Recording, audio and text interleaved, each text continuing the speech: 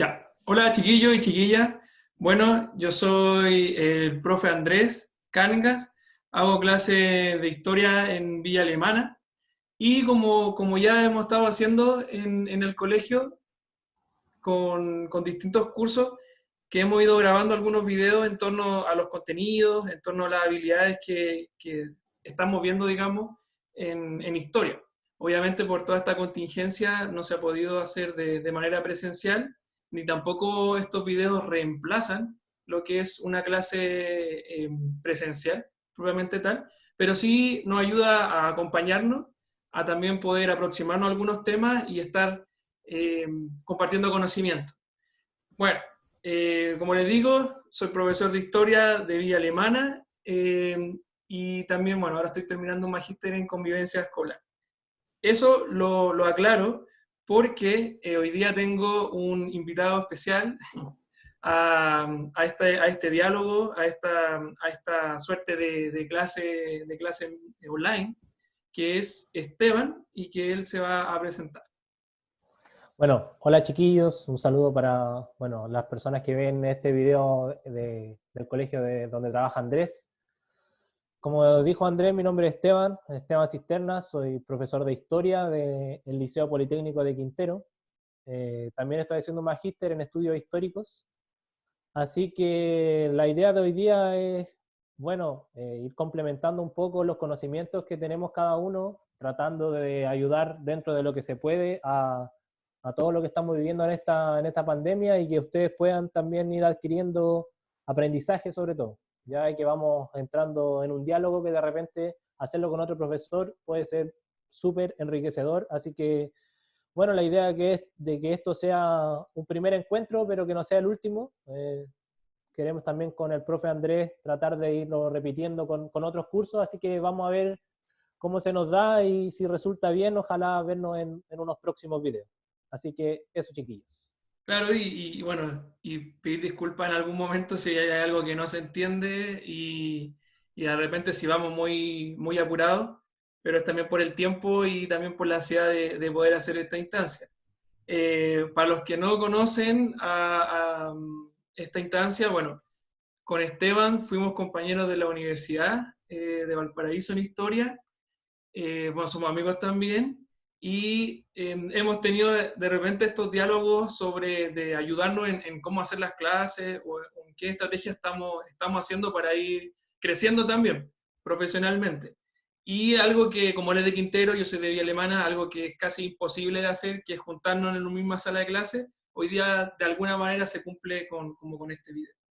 Así que igual es una buena instancia como para incentivar como el trabajo también colaborativo, que en el fondo tan difícil es por los tiempos, que sé yo. Así que eso. ¿Empezamos? Empezamos, Ya. partamos nomás.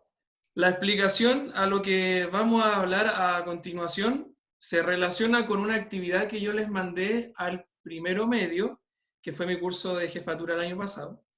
Yo les pregunté a ellos cuáles son las redes sociales que más ocupan en la actualidad y si ellos consideran que esa red social que ellos utilizan mucho eh, están contribuyendo a construir un mejor país. En este caso, a un mejor Estado-nación. ¿Sí? Esa es como la premisa, esa es como la pregunta que se hizo y la respuesta argumentada obviamente era libre. Muchos de ellos me respondieron, bueno, las que más uno conoce, que son a lo mejor YouTube, ahora que está de moda el TikTok también, el WhatsApp, Instagram, Facebook, todavía usan Facebook los chiquillos, Mm. y Twitter, ¿sí? Ahora, en relación a estas redes sociales, la mayoría puso que no consideraba que contribuía a construir un mejor país, un mejor Estado-nación. Una minoría puso que sí por el tema de la información, que era más transparente, que uno podía saber de manera más próxima lo que estaba ocurriendo en el país.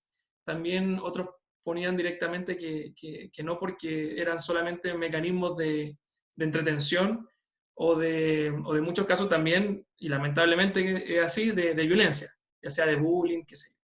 Así que esas Mm. fueron como las respuestas diversas. Entonces, en relación a eso, y lo conversábamos con el profe, se nos ocurrió idear esta presentación que mezcla o de alguna manera compara cómo sería una red social, pero en el siglo XIX en Chile, que ese es como el contenido que vamos a ver hoy día, que son las formas de sociabilidad y de construcción de Estado-Nación durante el siglo XIX.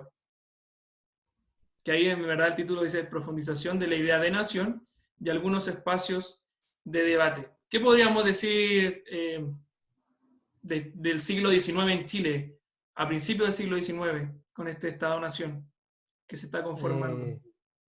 Bueno, creo que algo que hay que tener súper en cuenta es que en Chile la idea de nación, bueno, es posterior a la segunda década del siglo XIX, y ahí empieza a surgir como la problemática de hacia dónde vamos. O sea, esa es como una de las preguntas que se hacen los primeros sujetos que se comienzan a interesar por el devenir del Estado en Chile. Entonces, surge el concepto de nación, sobre todo de la mano con el liberalismo. Lo que quieren hacer estos primeros hombres es tratar de ordenar la casa, ordenar el Estado y desde ahí para adelante ir tratando de ir articulándose con las nuevas vertientes que vienen desde Europa. Específicamente con lo que tiene que ver con el liberalismo económico, liberalismo político también y social, que entra en pugna un poco con los valores que tenía la sociedad de la época colonial, Claro. ya que como sabemos era mucho más conservadora. Sí, hay un tema también, y qué bueno que lo mencionas, con respecto a este Estado que todavía no hay una idea conformada de nación. Benedict Anderson, que es un escritor que ya los chiquillos del primero medio lo trabajaron, él habla de la comunidad imaginada. Y que en el fondo él dice que un Estado-nación, el que sea, es una construcción histórica.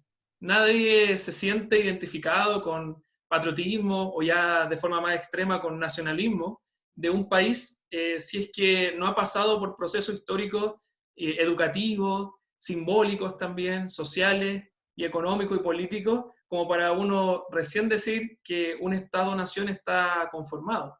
No solamente un Estado-nación son instituciones, como, no sé, Claro. como el registro civil, como el parlamento o un presidente o presidenta, sino que también es toda una imaginación, todo un simbolismo que conlleva con respecto a eso, y cómo también eso es dinámico. Y eso es lo que Ajá. vamos a hablar hoy día, de cómo estos espacios del siglo XIX van modificando esta idea o van determinando en algunos casos también esta idea de nación en la gente. Claro, es interesante ahí también que los chiquillos comiencen a pensar, por ejemplo, que a principios del siglo XIX no era natural que todos los chilenos se tuvieran o que conocieran un himno, por ejemplo, Claro. que ahora parece como que si eso hubiera existido siempre. O sea, por ejemplo, yo no me acuerdo cuando me aprendí el himno nacional, probablemente los chiquillos tampoco, porque es algo que con uno viene desde pequeño. Claro. Pero cuando se comenzó a formar este Estado independiente no existía eso.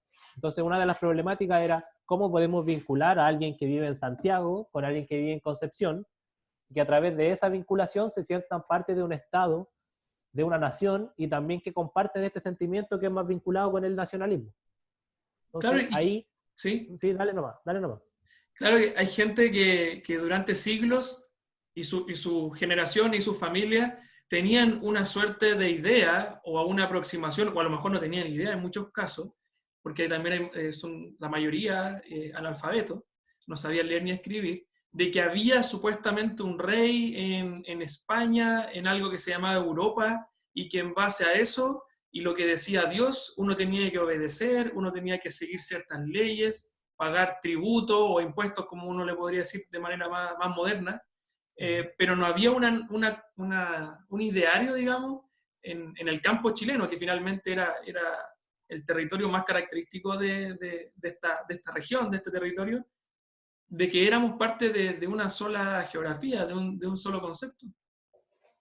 Es más, hay gente que ni siquiera se enteró que, por ejemplo, Chile se había transformado en un país independiente, que Claro, habíamos roto los lazos con España. o si se enteraron, probablemente fue mucho después, Sí, o si lo supieron en el momento, probablemente tampoco les importaba mucho, porque a la gente muchas veces la gente como más de los estratos más bajos, no se sentía parte de las luchas políticas de la clase alta porque claro. para ellos el Estado no era un ente que los beneficiaba.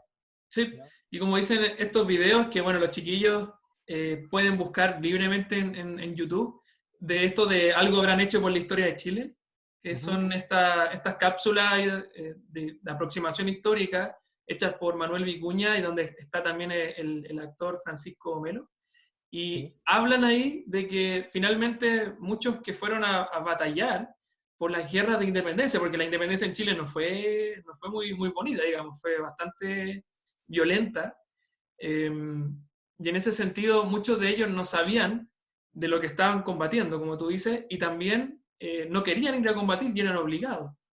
Entonces, hay todo también un mito con respecto a esta idea de que el patriotismo se forjó porque mucha gente lucha por una independencia que podríamos poner en comillas enormes, porque independencia hasta por ahí nomás, porque estos mismos videos y mucha bibliografía obviamente, demuestra que en la medida que España es despojado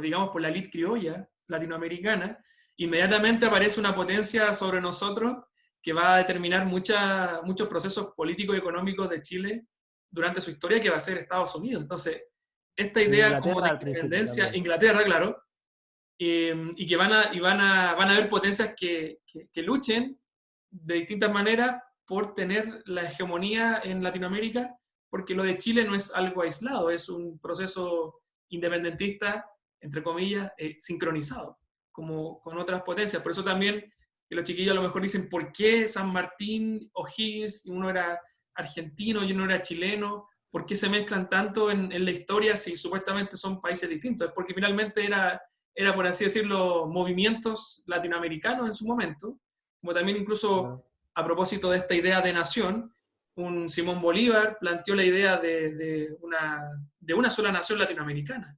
O sea, había Ujú. debate al principio del siglo XIX de si nos íbamos a dividir todo en países o si íbamos a ser una sola gran nación, por ejemplo, y dónde iba a estar la capital también.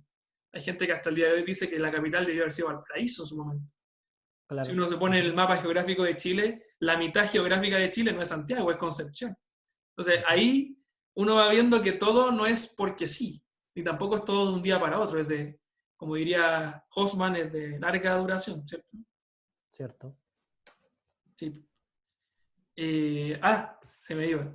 Aquí hay un libro que es lo más probable es que se vea al revés en la pantalla, pero lo muestro igual. Se llama Chile tiene fiesta. Dice El origen del 18 de septiembre. Y es de una historiadora chilena, Paulina Peralta. Y ella habla de que al principio, Esteban, las fiestas patrias se celebraban 3 o hasta 4 veces al año en Chile, Ujú. sobre todo en la primera mitad del siglo XIX. Y era por una parte, por toda esta idea de construcción de esta conciencia patriótica eh, que se va a terminar finalmente consolidando, o cuando uno puede decir que finalmente los chilenos se sienten parte de, ya como con la guerra del Pacífico probablemente tal, fin de los años Claro. 70 y de los años 80 en el siglo XIX, o sea, estamos hablando, a ver, de unos 60 años después de la independencia, ¿cierto? Sí, y yo creo que incluso un poco posterior, yo creo que recién cuando se logra llegar como a la mayoría de los chilenos es, por ejemplo, cuando se masifica un poco más el tema de la escuela. Mm, Eh, por ahí también vamos construyendo un poco más de nación y claro, como tú citabas ese libro de la historiadora Paulina Peralta, es importante y ahí también podemos entender nuestro presente, que desde ahí relacionamos nosotros, por ejemplo, las fiestas de independencia con una suerte de descontrol o de un tiempo que pareciera ser como asincrónico, un tiempo distinto donde está permitido beber, donde está claro. permitido comer, donde la gente como que sale de su rutina diaria y en un principio esta estrategia fue más que nada para que la gente lo recordara año a año. Y creo que hubo una época en donde se perdió mucho, de hecho, no es tan alejado de nuestra realidad que a veces nosotros les preguntemos a algunos chiquillos, cuando recién estamos teniendo contacto con ellos, de qué se celebra el 18 de septiembre y no tienen mucha idea de lo que se celebra, pero sí tienen la fecha muy en el interior de su mente. Entonces, ahí también hay que ir relacionando un poco las cosas.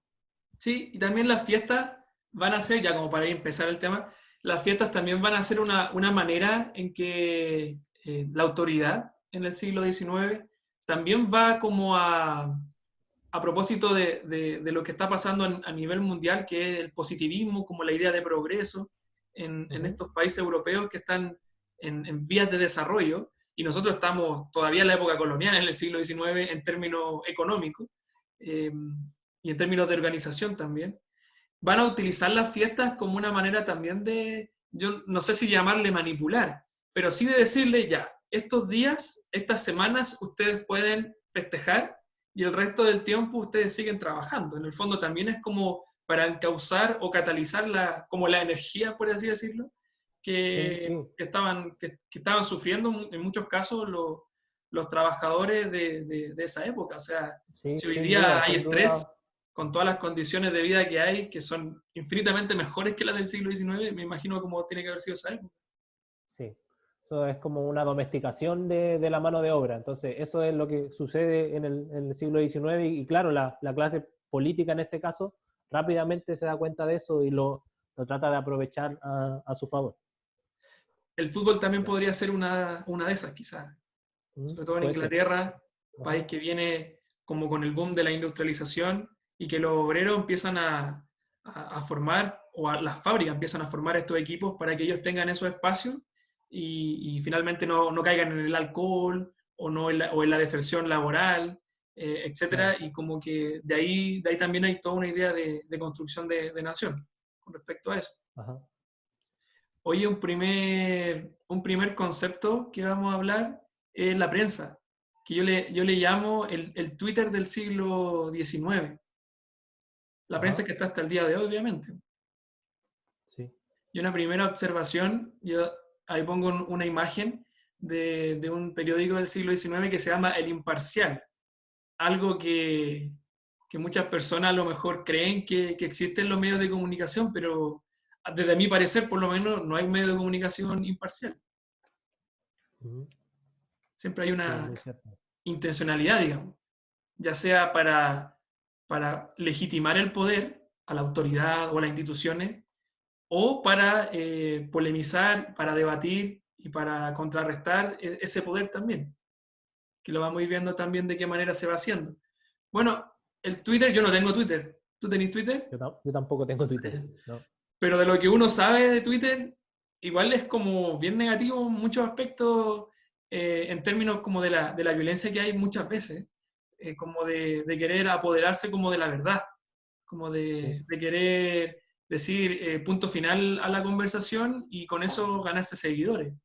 Bueno, más o menos, sin caer como en el anacronismo, pero más o menos pasaba algo así en el siglo XIX con la prensa, con gente que sabía leer y escribir, que era muy poca, que es principalmente la clase alta, y le pongo ahí como principal medio de comunicación y de las ideas políticas en el siglo XIX. O sea, la prensa, antes y ahora, es un espacio esencialmente político. Sí. ¿Sí? A mí me gustaría como profundizar un poco para que los chiquillos se imaginen cómo era un poco la sociedad del siglo XIX. Estamos pensando desde 1830 hasta 1870, 1880, que tienen características más o menos homogéneas. Eh, Pensemos, por ejemplo, claro, uno dice ahora cualquier persona puede escribir en Twitter con falta de ortografía o no, pero cualquier persona puede hacerse una cuenta de Twitter y puede escribir lo que quiera, ¿Sí? sin que, bueno, también lo pueden censurar, pero digamos que pueden escribir sobre cualquier tema. En el siglo XIX no era así. Como decía el profe Andrés, en el siglo XIX eran muy pocas personas las que podían escribir y las que además también sabían leer. Eh, Claro.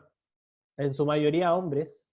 Hoy ¿Sí? día, de hecho, justo hoy día estaba leyendo un texto de Gabriel Salazar, que es sobre el tomo 4 de su historia contemporánea, que habla un poco como de la identidad de la hombría y de la feminidad.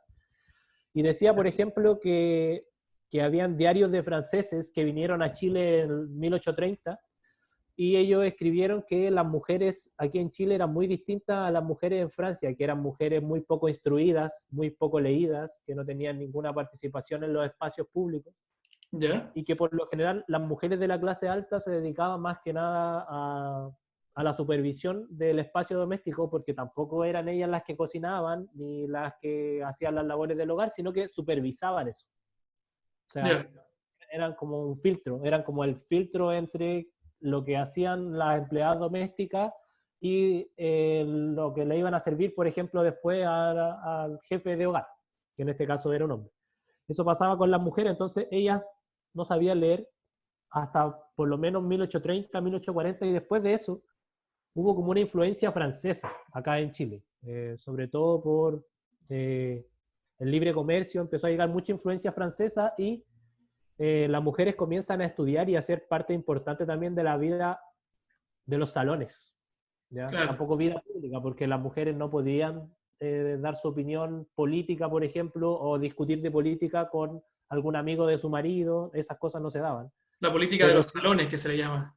exacto, Mm. pero sí ellas al menos pudieron leer, de hecho hubieron algunas chilenas que también escribieron durante la época, y eso más o menos con la clase alta. Bueno, y si hablamos de los estratos más bajos, ni pensar en una mujer eh, esposa de un peón, de un labrador, de un campesino, no tenía ningún contacto con los libros. O si lo tenía, lo había visto en un periódico, podía tratar de interpretar las imágenes, pero no sabía leer.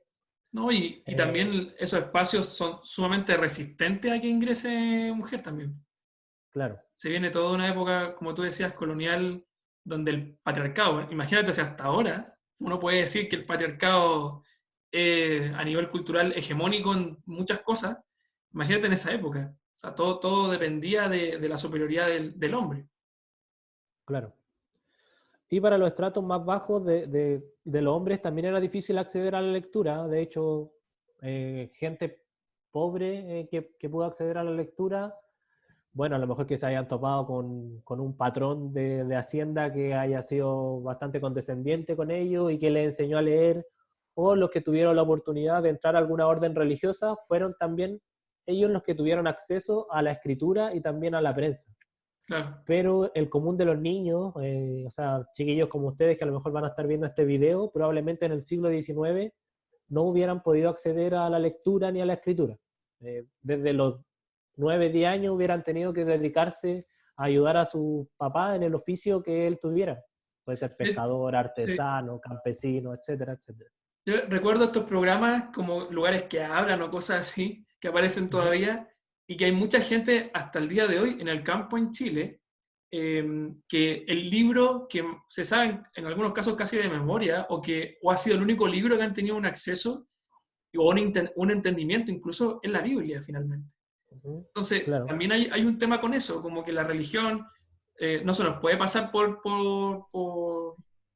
no se nos puede pasar colado. La religión también tuvo también su apropiación en torno al conocimiento, aunque eso suene muy medieval, pero estaba hablando en el siglo XIX todavía, que hay una sí, apropiación todavía como lo que se puede y lo que no se puede decir también con respecto a eso. sí.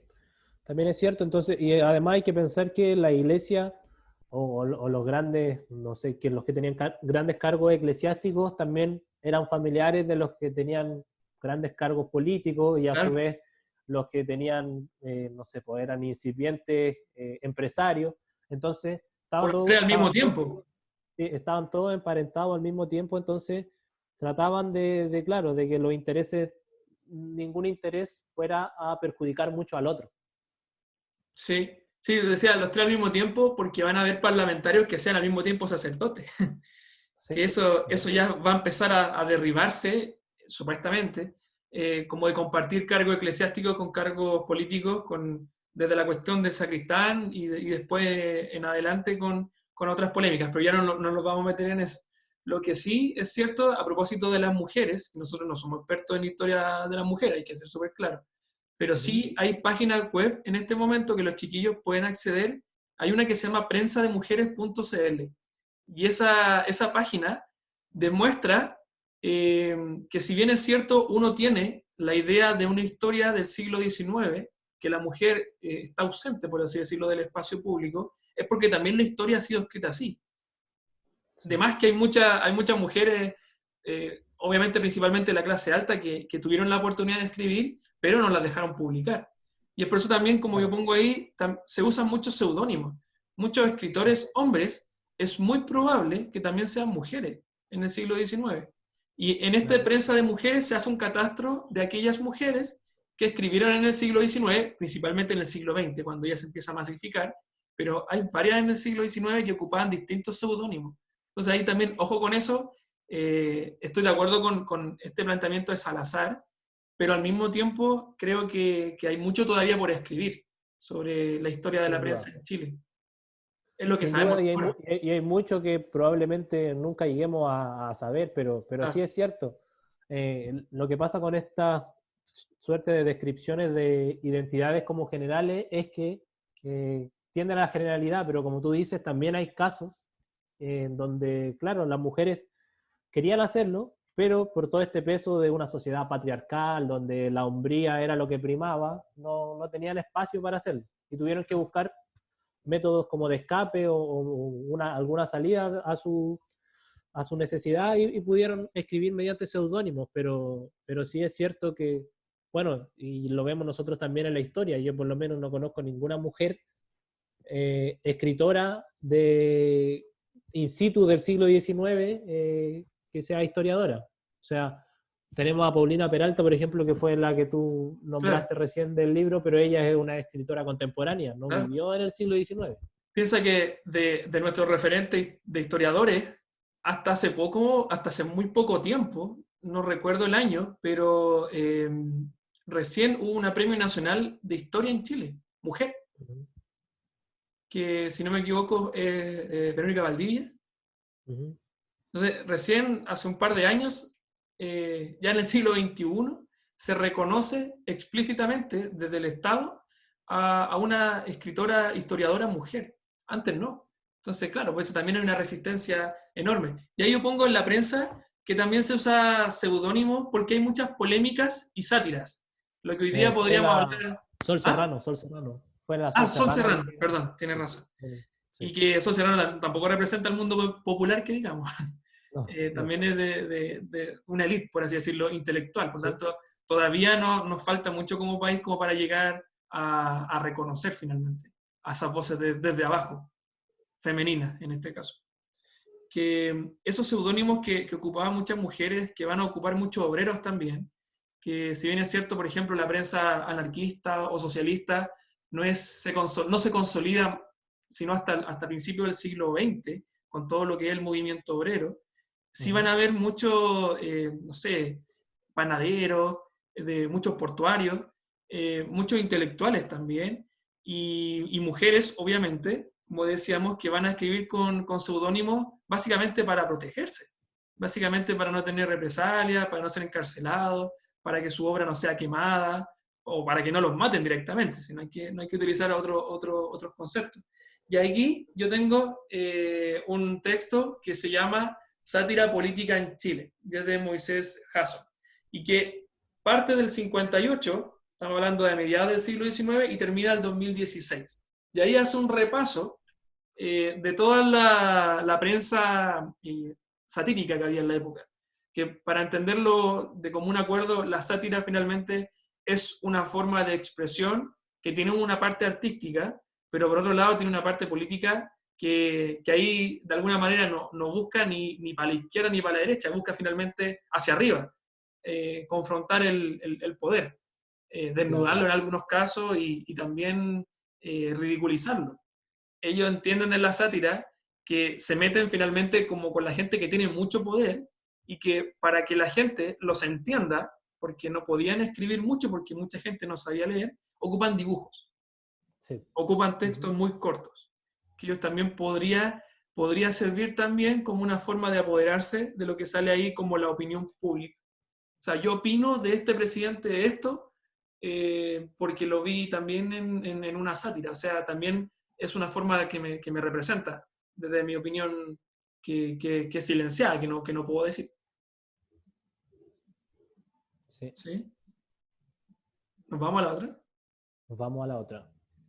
Este es el ejemplo. Y esto es del siglo XIX, no tengo el año exacto, pero está disponible en la sección de sátira política en Chile en la página web Memoria Chilena, que es una página que tiene muchas fuentes históricas muy buenas. Ujú. Y sale en esta sátira al presidente de turno básicamente como la mascota de la Iglesia Católica.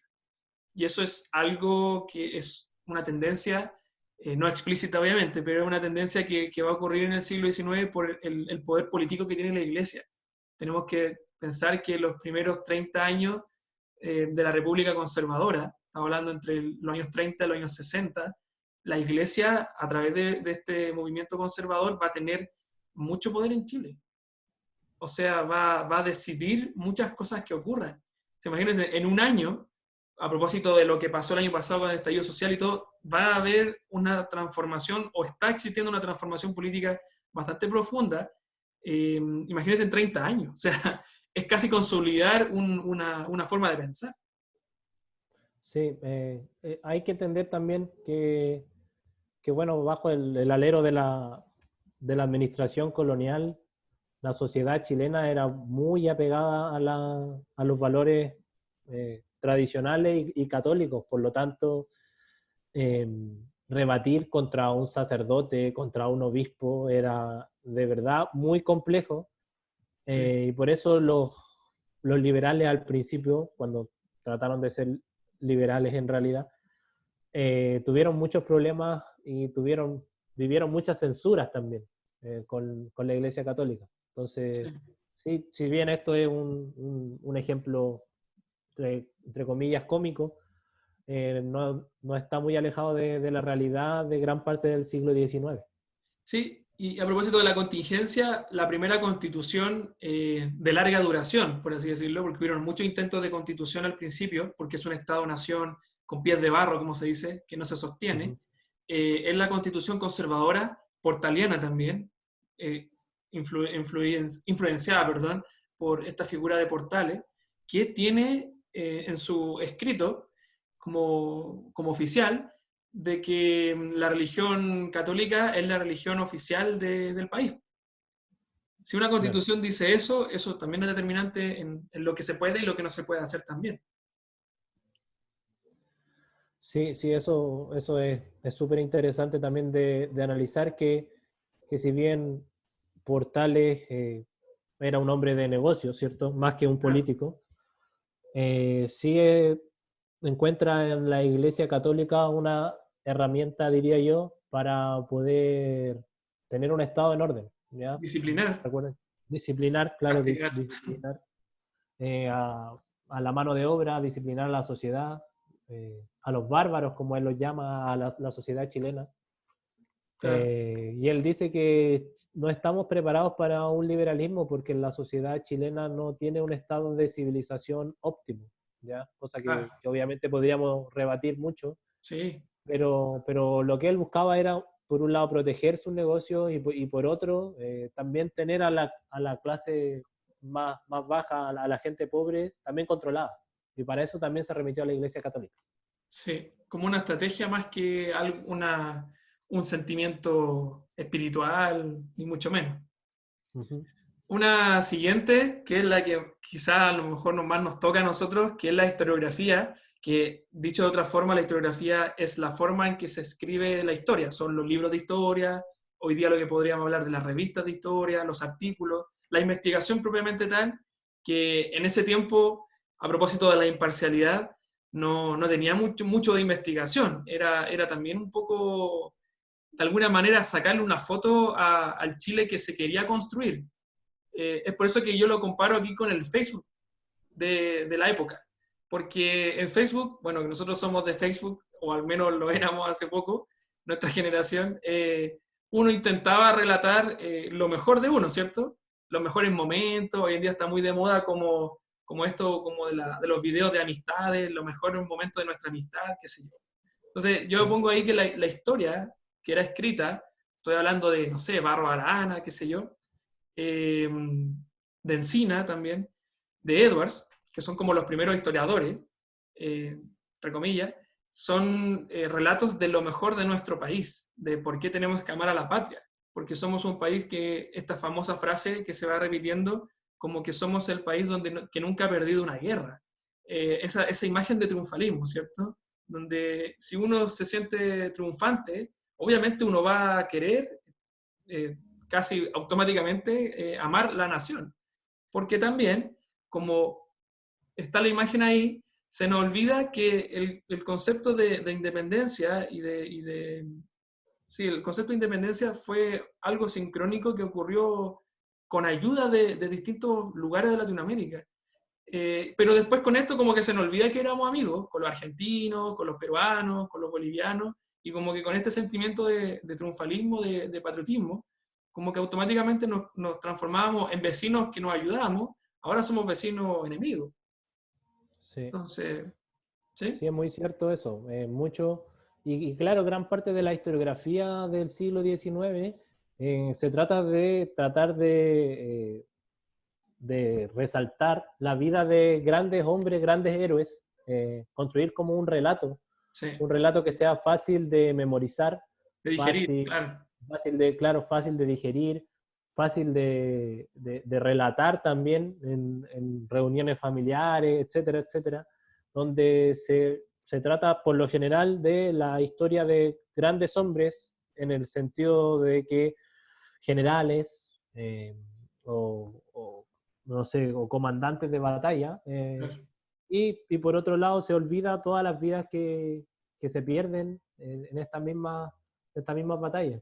Por eso la historia del siglo XIX también es muy militar, muy patriarcal, Sí, y, y se trata también de construir, pues si lo que quieren hacer es construir claro. y tratar de que tengamos una identidad común, que por lo demás fue súper difícil. De hecho, fue súper difícil, por ejemplo, en los contactos después de que fuimos independientes con los pueblos mapuches, por ejemplo, Claro. donde ahí también se da una serie de choques culturales y muchas veces eh, mucho peor del estado en el que ellos se encontraron mientras estuvieron los españoles a cargo. Entonces, Sí, también tenemos que pensar ese tipo de cosas. sí, de hecho los españoles lograron muchos acuerdos en algún momento con los españoles. No estamos queriendo decir que no hubo resistencia o no sufrieron. Ujú. Eso es objetivo. Pero en algunos momentos de la historia incluso hubieron ciertos tratados, ciertos acuerdos. Pero ya el Estado chileno, ya chileno probablemente tal, se olvida. Se olvida de estos pueblos que son finalmente, que no son originarios como uno podría decir. Uno dice pueblos originarios, ¿originarios de qué? Mm.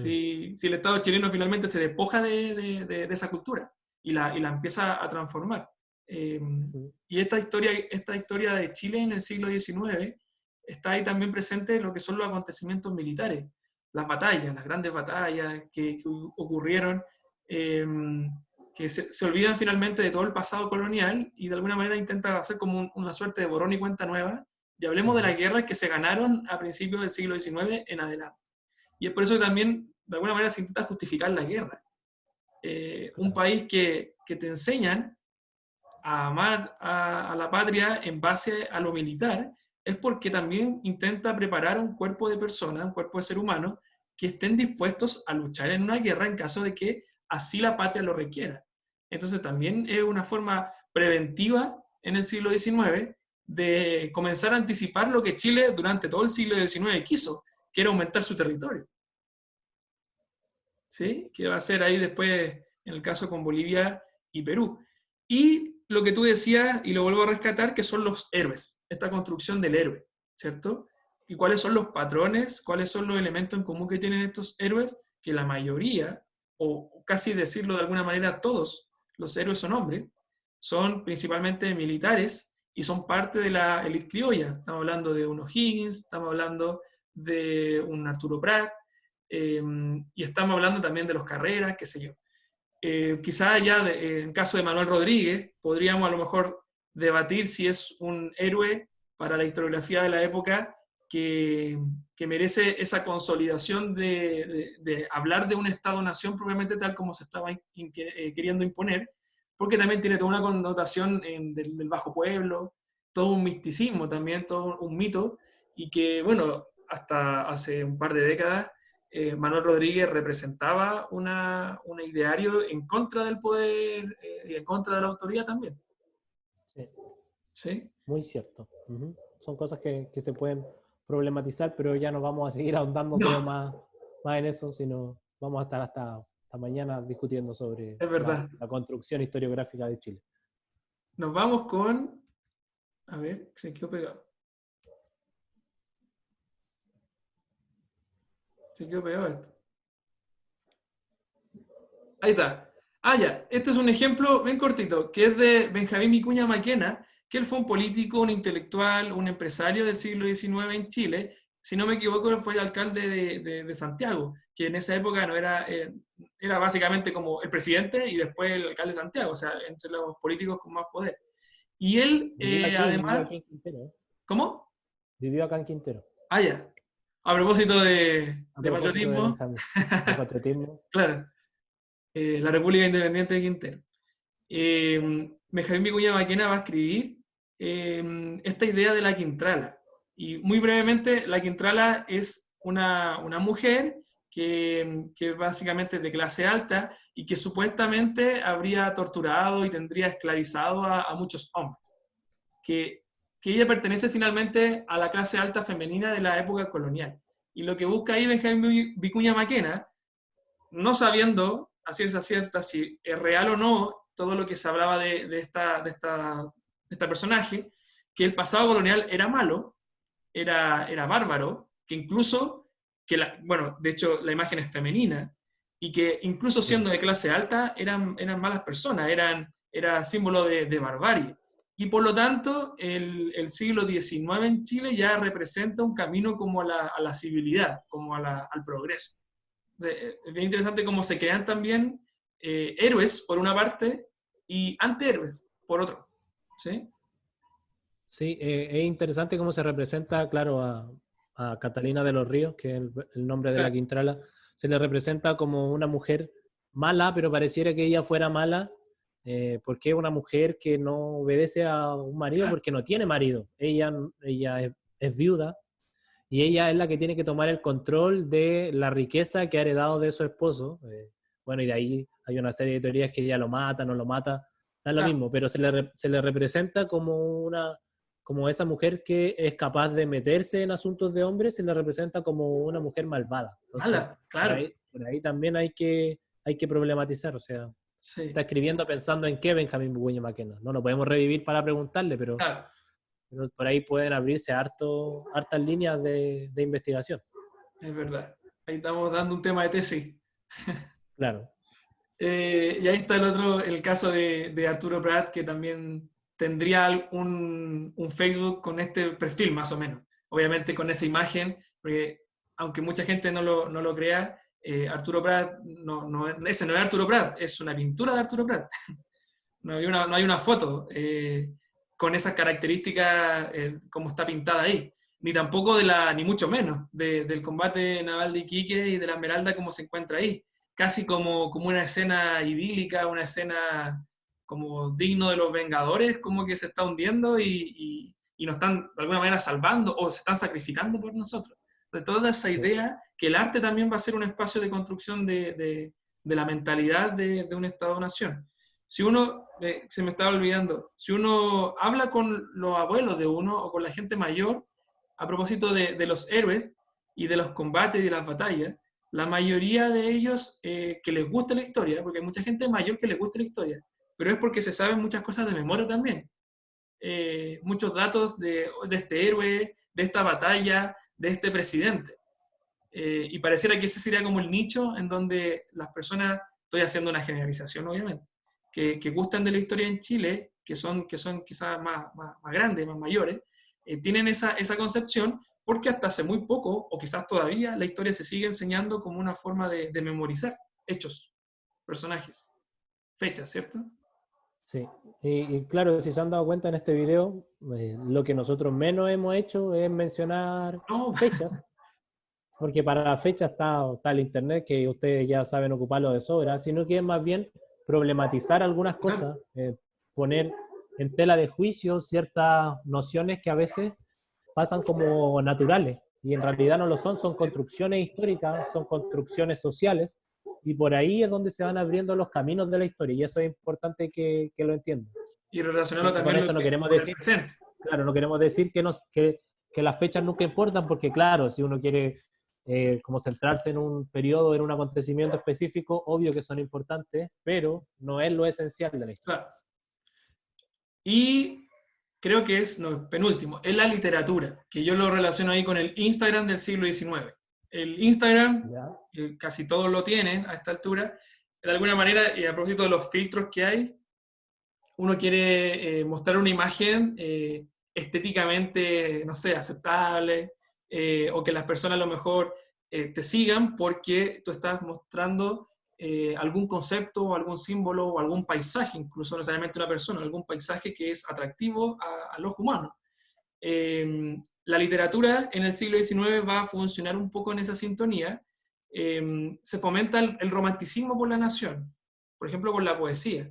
Crea una imagen ideal de la nación, una imagen casi como de jardín del Edén, de que este momento Chile se encuentra en el progreso, se encuentra como en el alza económica, qué sé yo, y van a ver ahí mucho intercambio con autores extranjeros. Está quizás ya no para indagar mucho en ellos, pero sí hablar de la generación del 42, está Lastarria, Andrés Bello, Sarmiento, que son, bueno, Sarmiento que fue presidente de Argentina, que son apellidos de hoy en día de colegios, de calles, y que finalmente son parte también de la historia del siglo XIX, con esa idea de amar a la patria, al concepto de nación.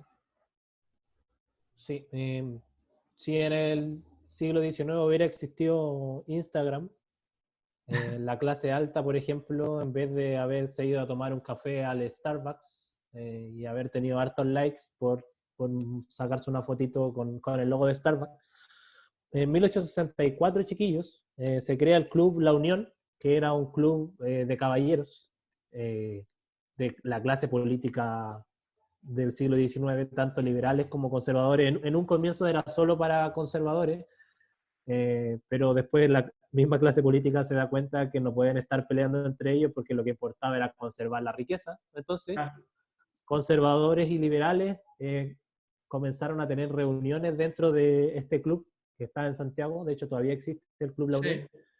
Y si es que hubiera habido Instagram, ahí se hubieran sacado fotos la gente importante y todos hubieran querido ir alguna vez al Club La Unión a sacarse una foto en estos grandes salones al estilo París de Francia, al estilo Londres de Inglaterra, con grandes construcciones, muebles traídos desde allá. Y fue al amparo de esas mesas, de esos salones donde se decidió el destino de la política de Chile. Claro.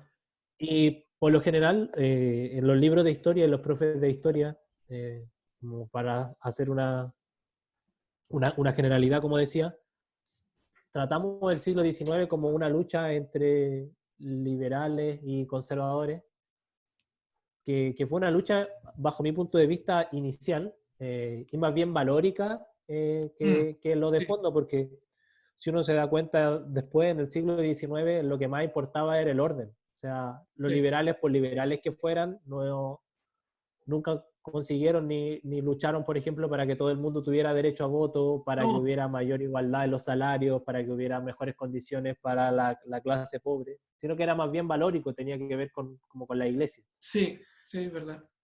Y si alguien quiere profundizar algo sobre eso, por ejemplo, del siglo XIX, hay un libro de una historiadora también, Ana María Stuben, que se llama La seducción de un orden, ya que habla más o menos sobre eso, que lo más importante para la clase política, ya sea liberales o conservadores, o pipiolos y pelucones, como también se les llama, era el orden. Era el orden. Lo que ellos no querían era perder sus privilegios y por eso se dieron cuenta que no podían estar luchando entre ellos y más bien crear acuerdos.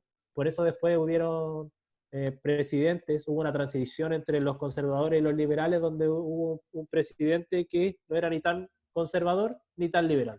Sí. Lo que tú dices me remonta como a la actualidad, porque leer la historia del siglo XIX es también leer muchas cosas que todavía se mantienen. Estos salones son los que, a lo mejor los chiquillos lo podrían haber escuchado en alguna noticia, lo que hoy día se llama lobby, por así decirlo, que es cuando Ajá. los políticos se arreglan los bigotes, se meten en estos salones que nadie sabe lo que se habla ahí, quizás muy pocas filtraciones, se ponen de acuerdo y después salen y, entre comillas, siguen peleando, que es como un teatro también de la política.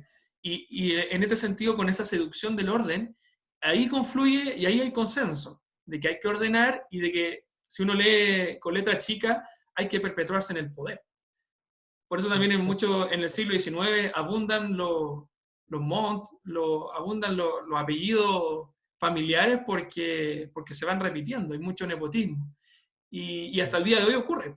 No vamos a ahondar en nombre, pero sí ocurre el tema de los apellidos y en la política que se van repitiendo, o de los cuñados, de los familiares o los amigos. Digo, de los primos y todo, de Claro, sus sobrinos nietos y todo claro. eso que Y sabemos. también en lo que ocurre con las decisiones. Por ejemplo, si uno habla hoy en día hay de una izquierda y una derecha en teoría, pero en la práctica hay una generalidad, por ejemplo, que no se rebaja en el sueldo en un 50%. Entonces uno dice, ¿hay realmente diferencias profundas en la clase política en la actualidad? No muchas al parecer, porque ya es una clase política.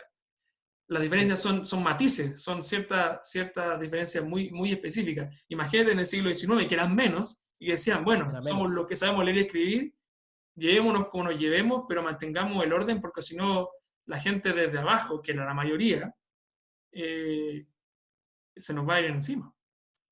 Ajá, ¿Sí? sí. Y ahí a lo mejor una excepción a la regla de lo que decíamos que los liberales son como muy parecidos a los conservadores, de hecho hay historiadores que hablan del liberalismo moderado o autoritario.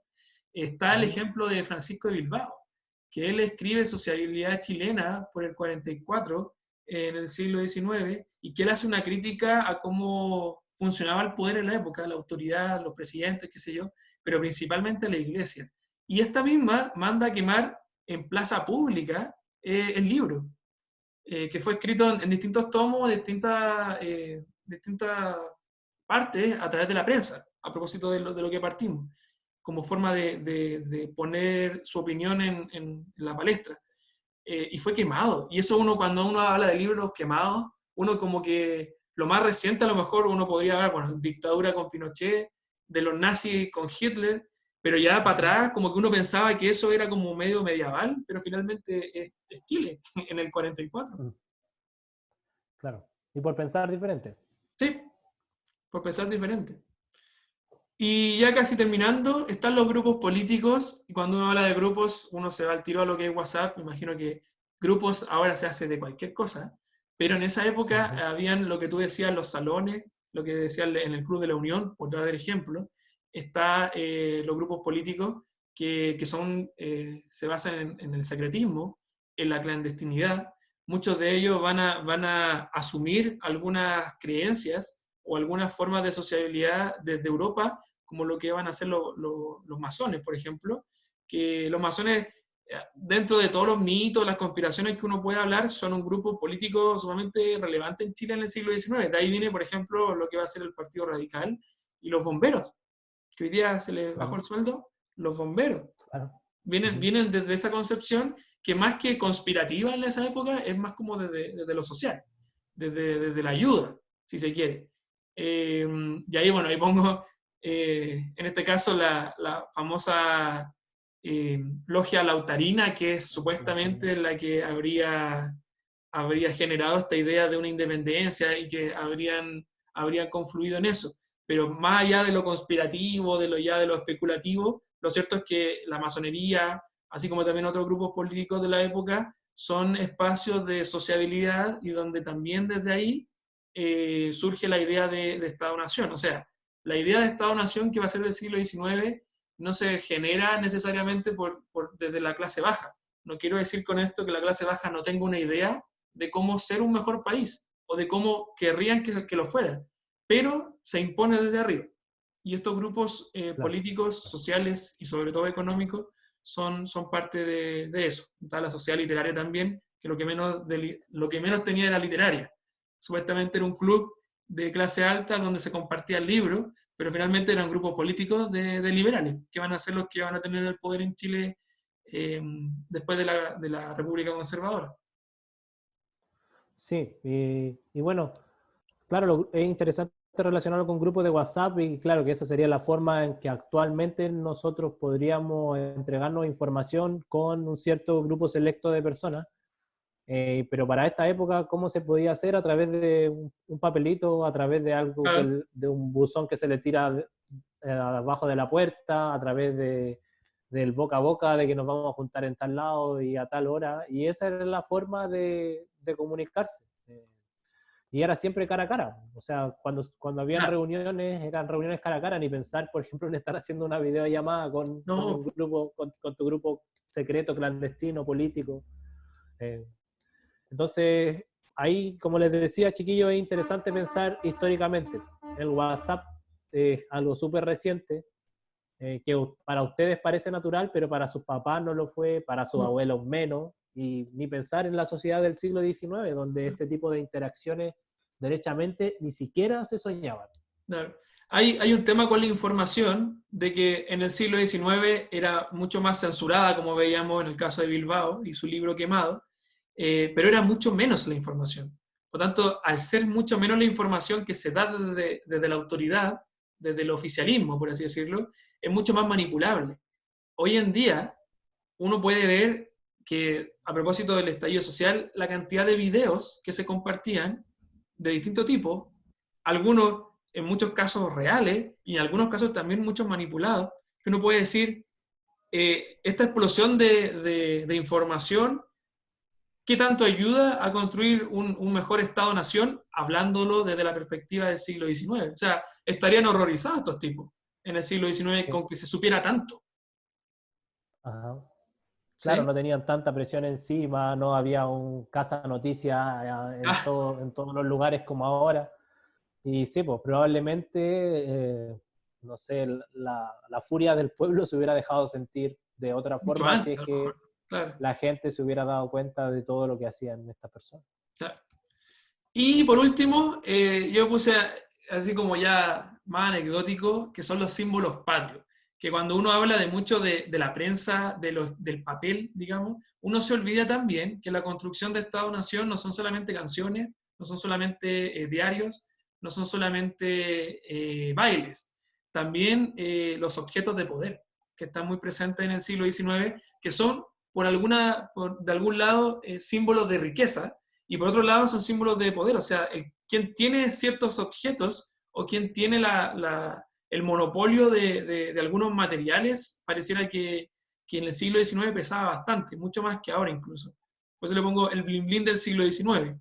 Eh, Mm, algunos sí. ejemplos, podríamos hablar de, por ejemplo, el caso de Argentina, que, bueno, tuvieron bastantes años una presidenta que se llama Cristina Fernández, Cristina K, que se le dice, y ella se le descubrió, esto es información oficial desde la Fiscalía Argentina, que hubo una carta de San Martín a O'Higgins de hace 183 años en su casa.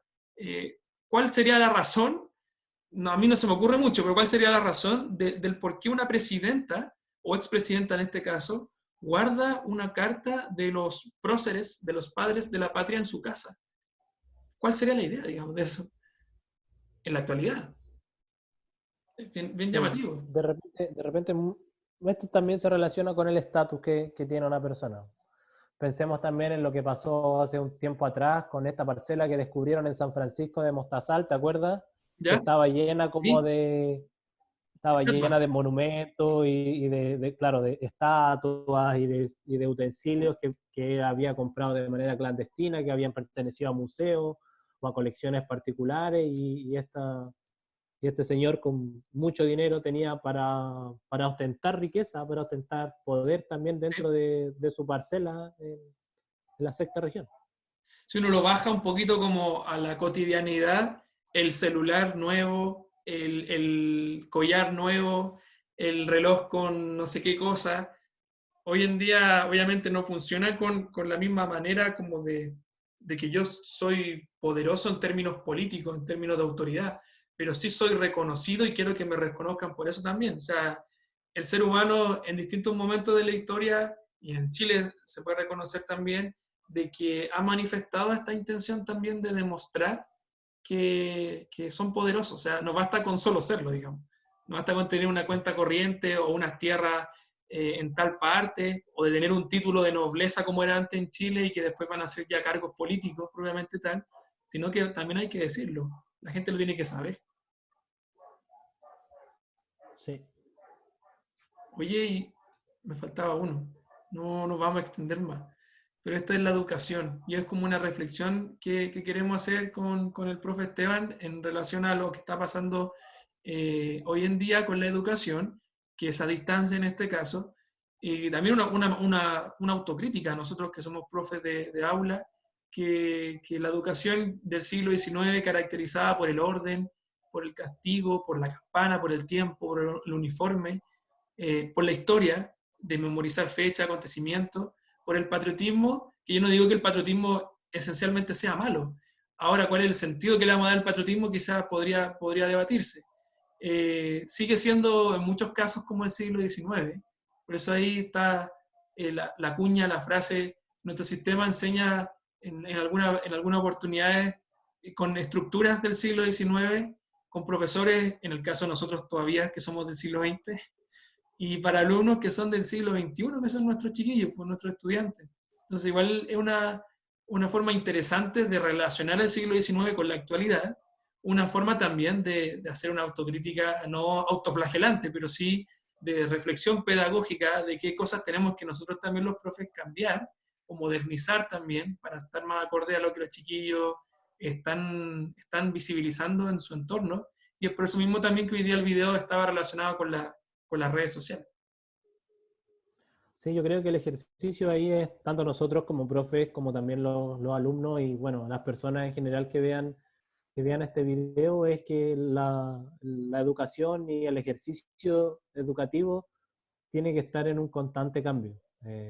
Si bien es cierto, como dice ahí, la educación y la escuela es un sistema del siglo XIX, pero tenemos que constantemente estarnos reinventando, sobre todo nosotros también que somos profes de historia, que a pesar de que el siglo XIX pasó hace tanto tiempo, constantemente se están haciendo nuevas investigaciones y que vienen un poco a debatir a lo mejor el relato que aparece en el libro de clase o a rebatir la manera en que nosotros.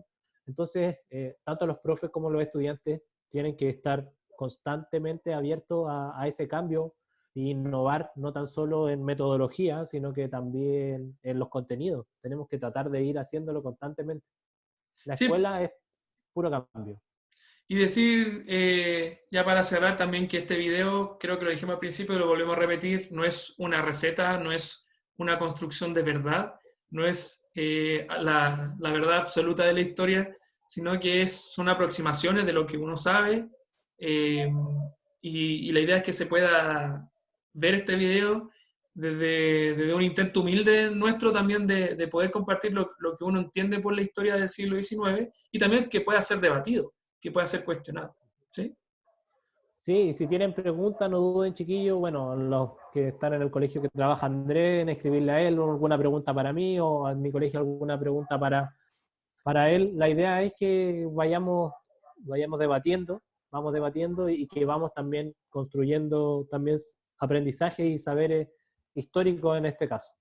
Así que espero que esta no sea la última vez que nos volvamos a ver. Si nos Estaría extendimos bueno. mucho, les pedimos disculpas, pero como se pudieron dar cuenta es un tema que apasiona, nos apasiona la historia, nos apasiona enseñar también y sobre todo cuando uno entra en discusión o en complementariedad con otra persona, mucho más enriquecedor. Así Sí. que eso. Un saludo para los chiquillos, los estudiantes, los y las estudiantes de Quintero y también para el primero medio de Villa Alemana, del colegio donde yo trabajo. Mucho ánimo, mucha fuerza en este tiempo, a cuidarse sobre todo y ojalá que más tarde o sea, más temprano que tarde, nos podamos ver Eso. nuevamente en la sala. Así que eso, pues. Gracias, Esteban.